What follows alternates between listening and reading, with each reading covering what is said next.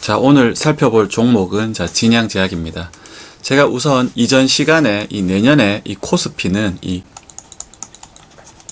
우상향할 확률이 높다라고 했었고, 그 중에서 이 섹터 중에서 최고 관심 있는 섹터가 바로 헬스케어,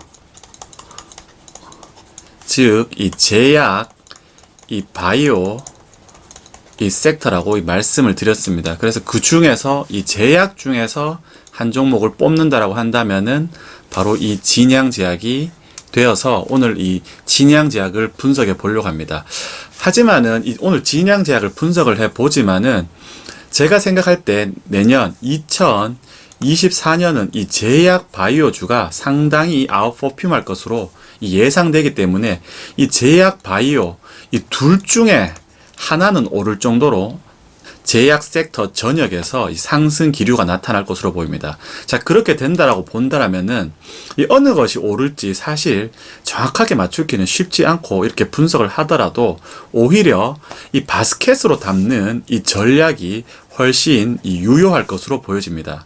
그래서 제가 추천드리는 제약 투자 전략은 바스켓으로 담는 겁니다. 우선 대형주로서 한미약품을 담고, 중형주로서는 유나이티드 제약을 담고, 소형주로서는 진양제약을 담는 바스켓 매매 전략이 훨씬 더 유리할 것으로 생각되어집니다.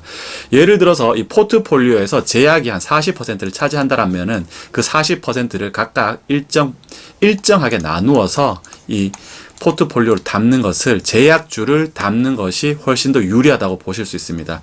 대형주가 먼저 갈지, 중형주가 먼저 갈지, 소형주가 먼저 갈지는 알 수 없기 때문에 유망하고 우수한 제약주를 분석해 놓았다면은 대형주, 중형주, 소형주로 담는 전략으로 진행하는 것이 좋을 것으로 보여집니다. 자, 그래서 그 중에서도 오늘 분석해 볼 기업은 진양제약입니다. 진양제약을 한번 살펴보면은 주가가 쭉 하락했다가 한번 상승하고 다시 쭉 하락하는 모습을 보여주고 있습니다. 자, 그렇다면 2015년부터 2019년 사이에 진양제약은 사실상 의미가 없다라고 보시면 됩니다. 자, 매출액도 보시면은 400억이었다가 360억이었다가 400억이었다가 460억이었다가 470억. 큰 차이도 없을 뿐만 아니라 영업이익도 들쭉날쭉하고 올바르게 수익이 나지 않는 모습을 보여주고 있기 때문입니다. 자, 그렇다면 그랬던 것이 2020년 기점, 실질적으로는 2019년이 되겠지만은 2020년을 기점으로 완전히 변화된 모습을 보여줍니다. 매출액도 일정하게 계속해서 늘어나기 시작합니다. 자, 그리고 영업이익도 일정하게 계속해서 늘어나는 굉장히 안정적인 모습을 보여주고 있습니다.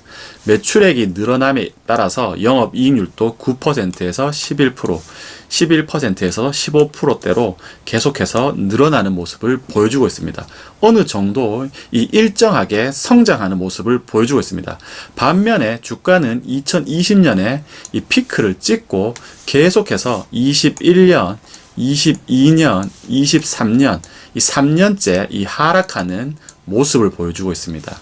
자, 회사의 값어치는 올라져 가고 있고 주가는 하락하고 있고, 이 갭이 계속해서 커지는 모습을 보여주고 있습니다. 우리가 이전 시간에 제약을 살펴보려면은 제약의 가장 대장주인 한미약품을 살펴본다고 했었는데, 이 한미약품도 똑같은 모습을 보여주고 있었습니다. 주가는 하락하고 실적과 이익은 높아져가는 모습이었습니다. 그래서 그 사이에 괴리가 계속해서 커져가는 모습이었습니다. 자, 주가는 결국 실적의 그림자라는 말이 있습니다. 그렇다라고 한다면은 주가는 결국에는 기본 가치에 수렴해야 되기 때문에 결국 주가는 상승할 수밖에 없는 구조라는 것입니다. 자, 그러한 토탈적인 변화가 일어나는 해를 저는 2024년이라 보고, 2024년에는 반드시 제약주에 투자하여야 된다고 생각하는 것입니다. 자, 올해 연평균으로 봤을 때 매출액은 950억 내외, 영업이익은 140억 내외가 예상되어집니다. 자, 계속해서 늘어나는 모습입니다. 20년부터 시작해서 5년간 계속해서 굉장히 큰 속도로 늘어나는 모습입니다. 내년에도 대략 한 20% 성장할 것으로 예측되어집니다. 자, 이 정도라면은 투자의 값어치가 확실히 있는 회사라고 보여집니다. 자, 그러면 진양제약에 대해서 살펴보기 전에 우리가 제약 투자 전략으로 삼고 있는 이 바스켓 매매의 한미약품과 유나이티드 제약도 한번 보고 가도록 하겠습니다. 자, 가장 아쉬운 거는 제가 이거를 며칠 전부터 준비를 해왔는데 오늘 이 한미약품도 상당히 많은 폭 상승했고 최근에 사실 상승폭이 조금 컸었습니다. 제가 준비한 거는 훨씬 이전이었지만은 이렇게 상승을 하는 모습이 조금 안타까웠습니다. 조금만 더 기다려줬다가 내년 연초부터 이렇게 상승했으면 참 좋았을 텐데요. 자, 그리고 유나이티드 제약도 계속 하락하는 모습을 보여주다가 오늘 급등하는 모습이 나왔습니다. 지금 진양제약을 제외하고는 유나이티드 제약 그리고 이 한미약품은 상당폭 이 상승세가 진행되었기 때문에 제가 생각하기에는 계속 상승 흐름은 이어갈 테지만은 어쨌든 이렇게 직선적인 상승은 나오지 않을 것입니다. 그래서 이렇게 강한 상승이 나오시는 날에는 어쩔 수 없이 좀 참으시고 조정받는 시기마다 계속해서 매수하는 전략이 유효할 것으로 보여집니다. 자, 그렇다라고 한다면은 이 진양제약이 어떤 식으로 성장을 했냐? 이 진양제약은 이 CMO, 즉 이 위탁 생산을 통해서 상당히 많이 성장한 모습을 보여주고 있습니다. 자, 진양제약의 이 CMO 연간 매출 추이를 한번 살펴보면은 20년을 기점으로 해서 계속해서 늘어나는 모습을 보여줍니다. 늘어나는 폭도 상당히 크고 빠른 모습을 보여주고 있습니다. 자, 이 CMO 매출이 늘어남에 따라서 진양제약의 연간 매출 자체도 이렇게 늘어나는 모습을 보여주고 있습니다. 자, 이 CMO 매출 자체가 진양제약의 하나의 이 성장 동력의 하나라는 것을 볼 수 있습니다.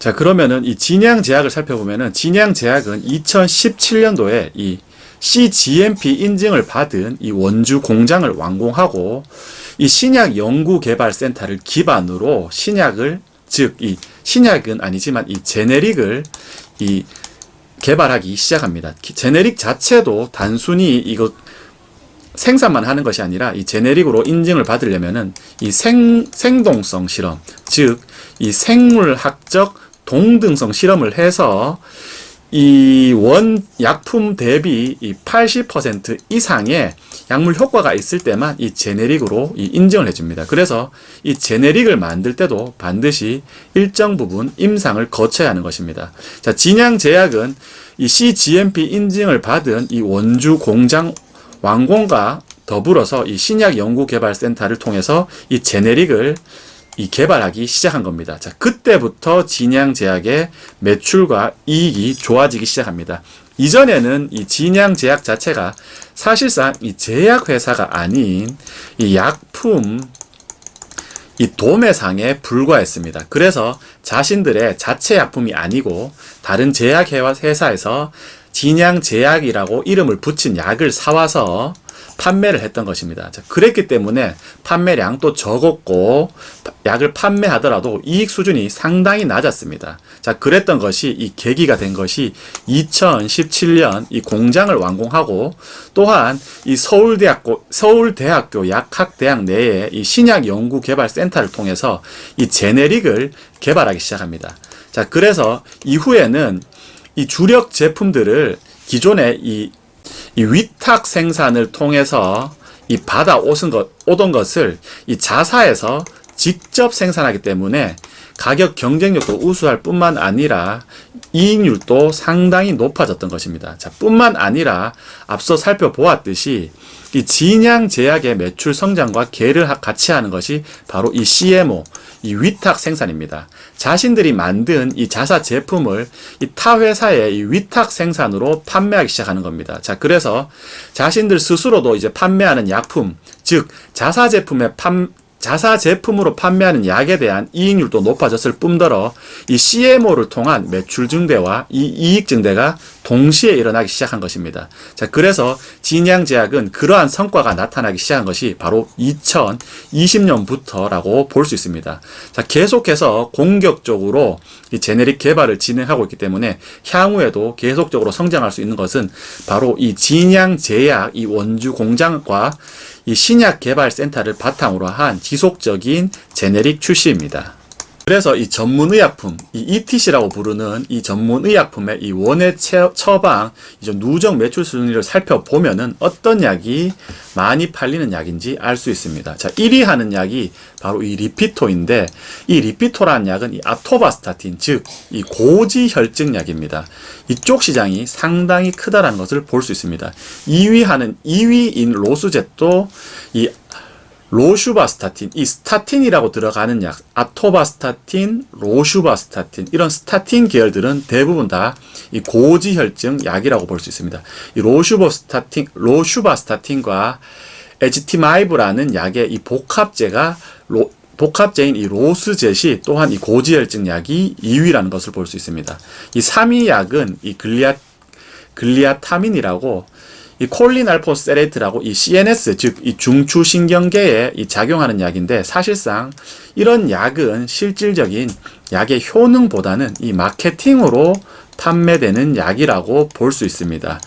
자, 글리아티민 같은 약은 보통 이 경도 인지 장애라고 해서 이 치매 전 단계 환자에게 투여하는 약입니다. 사실상 먹으나 먹지 않으나 그렇게 효과가 크지는 않는 약인데도 불구하고 이 제약사들의 이 마케팅에 의해서 상당히 커진 약이라고 볼 수 있습니다. 자, 다음은 우리가 지금 최신 약인 이 K캡입니다. 이 HK 이노엔이 만든 K 같은 경우에는 이 거드라고 하는 이 위식도 역류 질환의 가장 최신 세대의 약물로서 엄청난 이 매출을 일으키고 있는 약물입니다. 자, 그 다음 약이 바로 이 플라빅스라는 약입니다. 이 클로피토그렐이라는 성분의 약인데, 이 약은 이미 제네릭이 풀렸기 때문에 이 플라빅스 외에 제네릭 제품이 많지만은 여전히 플라빅스가 상당히 높은 순위를 유지하고 있습니다. 자, 이 플라빅스라는 약은 이 항혈전제로서 이 고지혈증 약이라든지 이 심혈관 질환이 있는 사람들이 이 아스피린과 같이 이 항혈전제로 쓰이는 약이 바로 이 플라빅스입니다.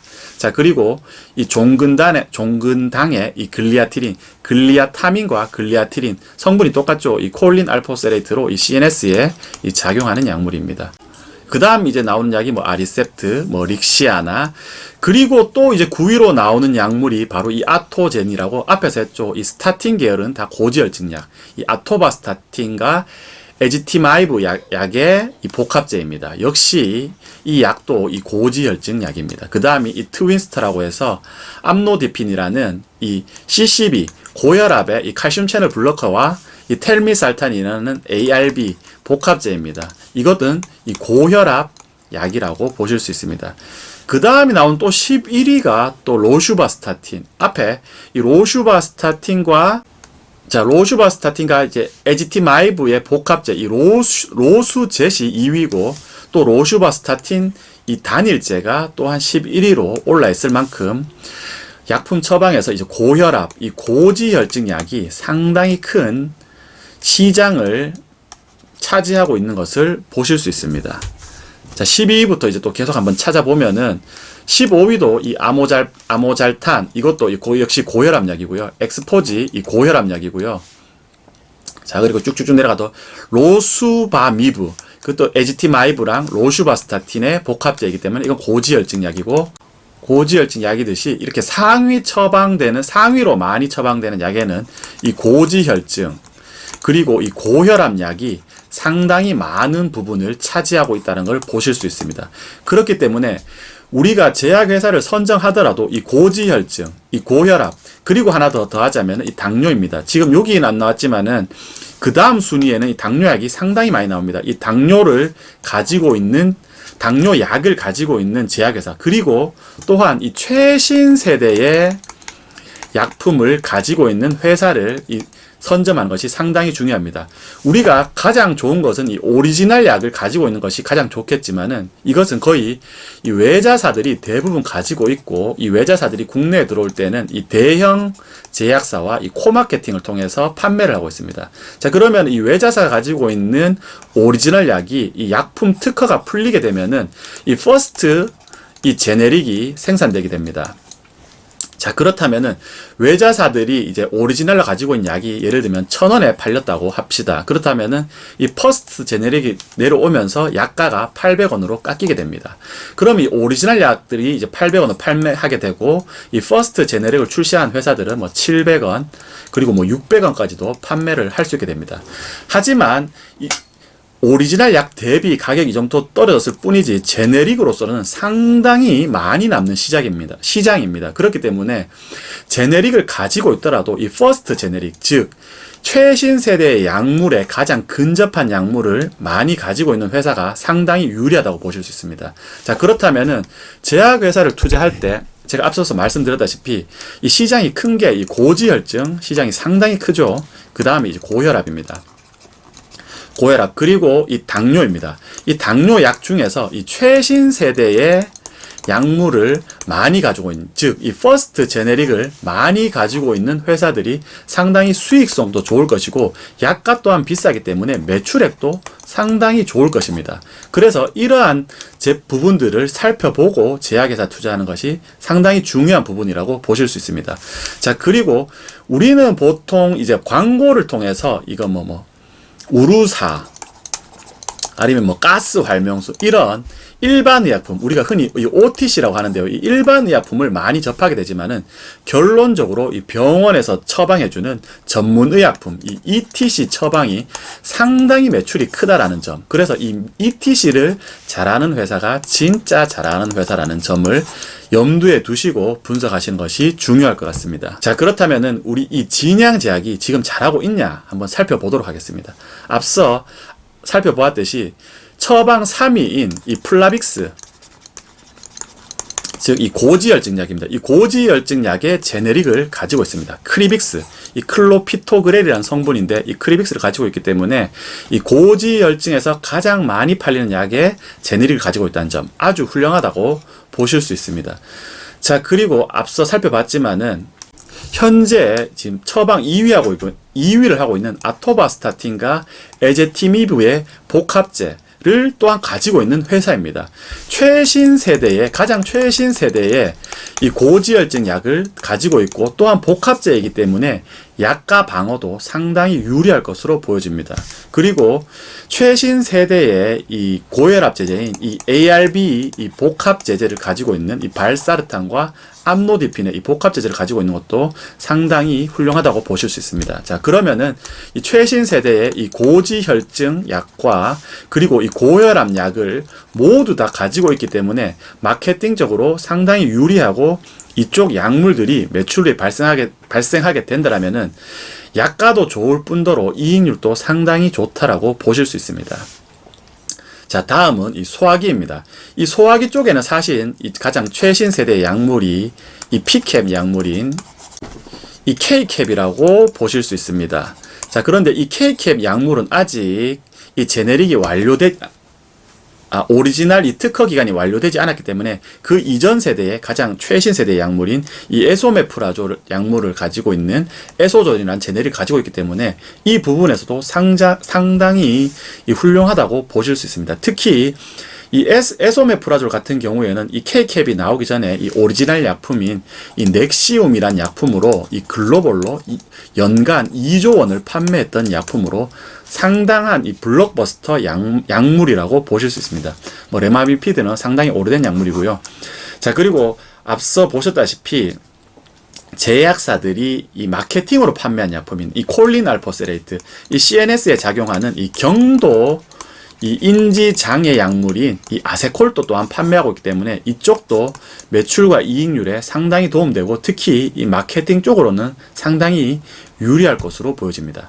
자, 가장 이제 주목받는 것 중에 하나가 바로 이 당뇨약 쪽입니다. 이 당뇨약 쪽에 상당히 공격적으로 하고 있고 최신 세대의 이 약물을 모두 가지고 있다라고 보실 수 있습니다.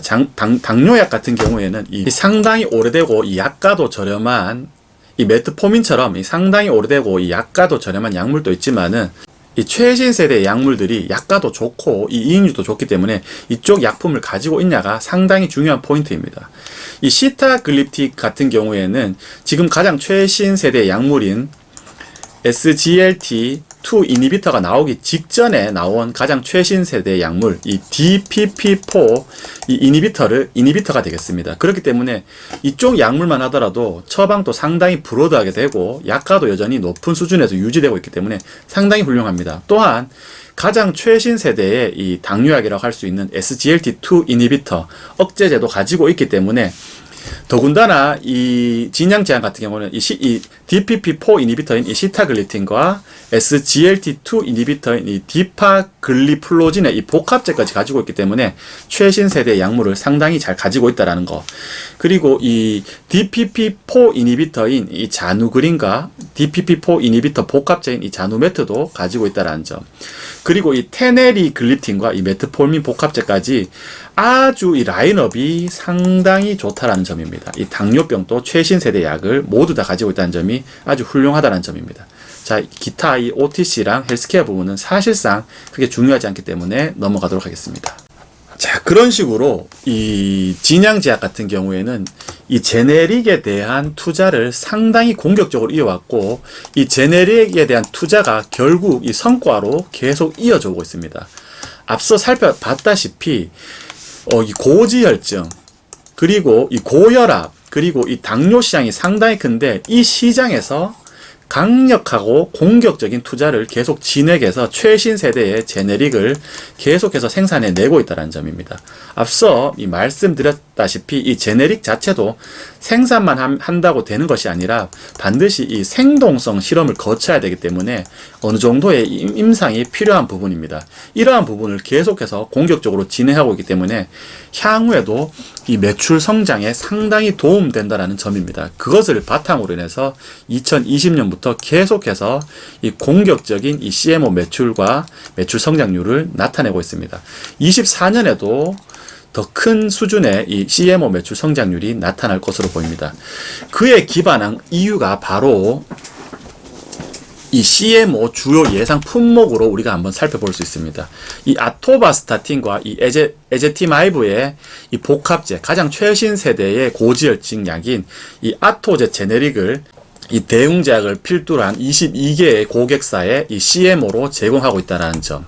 이 P캡 기존의 약물이 나오기 직전에 가장 잘 팔렸고 효과도 좋았던 이 에소메프라졸 약물 또한 이 제네릭으로 만들어서 지금 공급하고 있다는 점.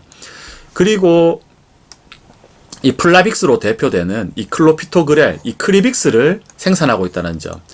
그리고 요거는 이제 보통 어떤 약이냐면은 이제 관절염 앓으시는 분들이 굉장히 브로드하게 쓰는 이 셀레콕시브라고 이 오리지널 명은 이 세레브렉스라는 약이 있습니다. 이 약도 가지고 있다라는 거. 그리고 이 당뇨 쪽이 가장 지금 공격적으로 지금 투자하고 있는 부분이 아닌가 싶습니다.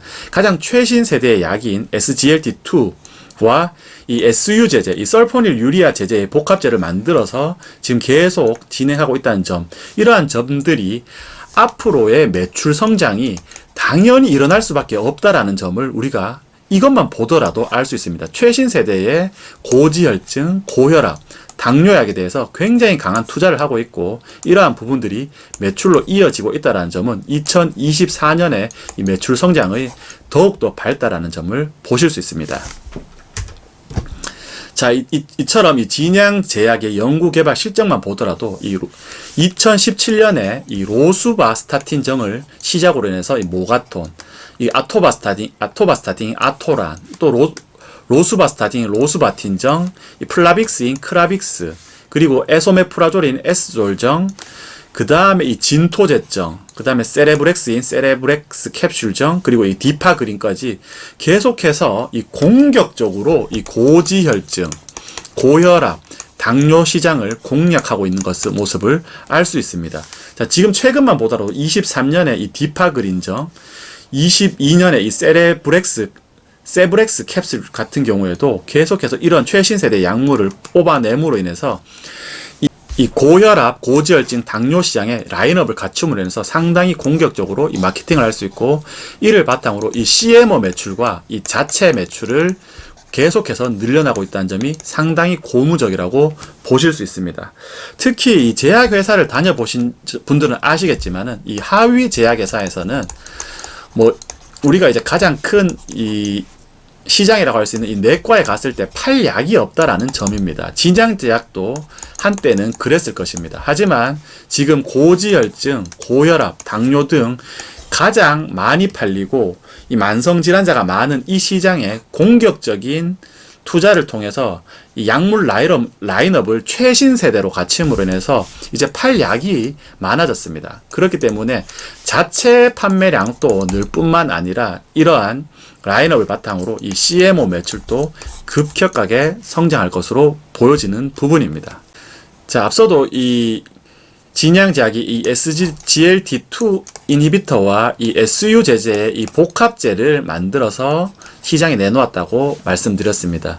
자, 그 중에서 이 SGLT 중에서도 이 포시가가 매출액이 상당히 큰데요. 이 진양제약에서 만든 이 SGLT2가 바로 이 포시가와 이 SU의 이 복합제제입니다. 이런 식으로 이 복합제제를 내놓게 되면은 이 약가 인하에 대한 이 방어에도 상당히 유리하고요. 이 SGLT2 시장 자체가 워낙 크기 때문에 이 포시가 시장만 한 분기에 이 140억 정도 되기 때문에 이 시장에서 차지하는 비중이 상당히 크기 때문에 적은 비율로만 이 시장을 먹더라도 상당히 높은 수준의 매출액을 나타낼 수 있습니다. 특히 이런 식으로 복합제를 나타내는 것은 약가 인하를 방어하고 이 이익률 급증을 지킬 수 있는 부분이었기 때문에 앞서 살펴보셨다시피 연간으로 봤을 때도 계속해서 영업이익이 늘어나는 것이 이러한 부분의 한 모습이라고 보실 수 있습니다.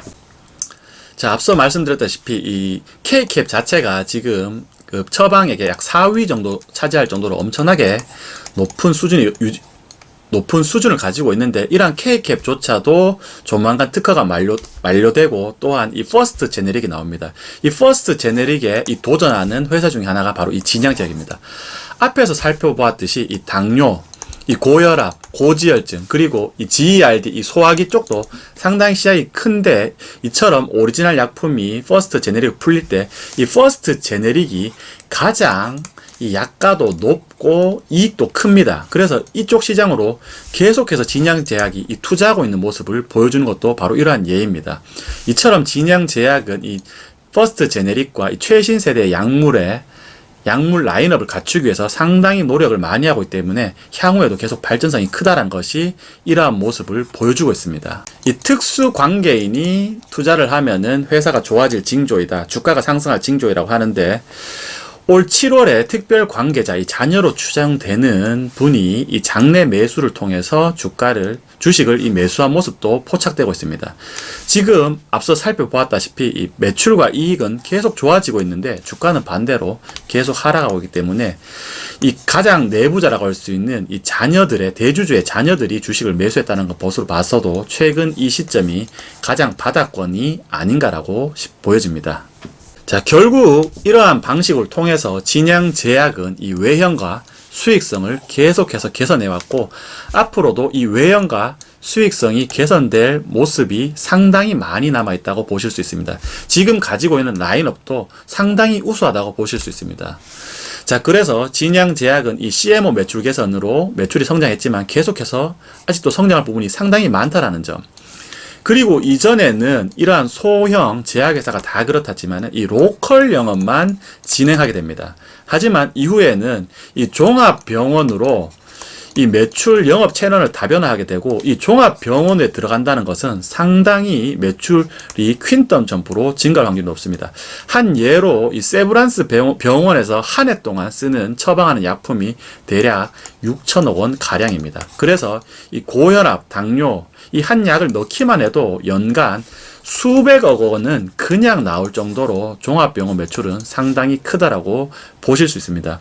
이처럼 진양제약이 기존의 이 로컬 영업에서 이 종합병원 영업으로 이 영업 범위를 확대함에 따라서 이쪽 종합병원도 한 1, 2년 후면은 이 성과가 나타날 것이고, 그렇게 되면은 이 매출액 성장액도 상당히 큰 폭으로 나타날 것으로 보여집니다. 결국 이 영업 채널 다변화를 통해서 이 ETC의 성장이 더욱더 커질 것으로 보여집니다. 자, 그래서 이 올해가 이 매출액 950억, 이 OPM, 이 영업이익률이 이 13%, 15% 정도 수준인데 내년에도 매출액이 20%, 그리고 영업이익률도 13에서 15% 수준을 유지하게 될 것으로 기대되어집니다.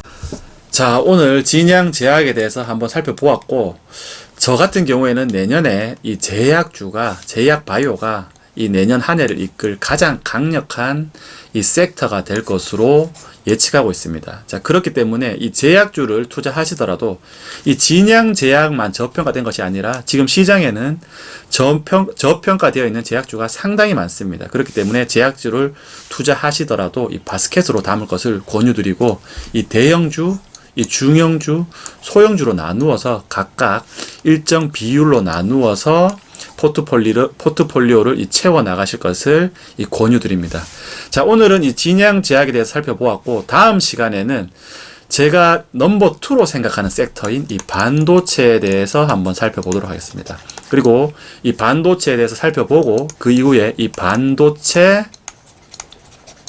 이 종목에 대해서 한번 살펴보는 시간을 계속해서 이어가려고 합니다. 자, 여러분들도 지금부터라도 이 진양제약, 한미약품, 유나이티드 제약뿐만 아니라 다양한 제약회사와 이 바이오에 대해서 공부를 충분히 하시고, 내년에는 뭐 다른 섹터도 좋지만은 이 제약 바이오주가 상당히 좋을 전망이므로 계속해서 저평가된 주식을 사고 또 팔고, 또 저평가된 주식을 사고 팔고 인해서 이 제약 바이오만 하더라도 1년을 충분히 수익을 책임질 수 있을 것으로 보여집니다. 오늘은 이것으로 마치도록 하겠습니다. 감사합니다.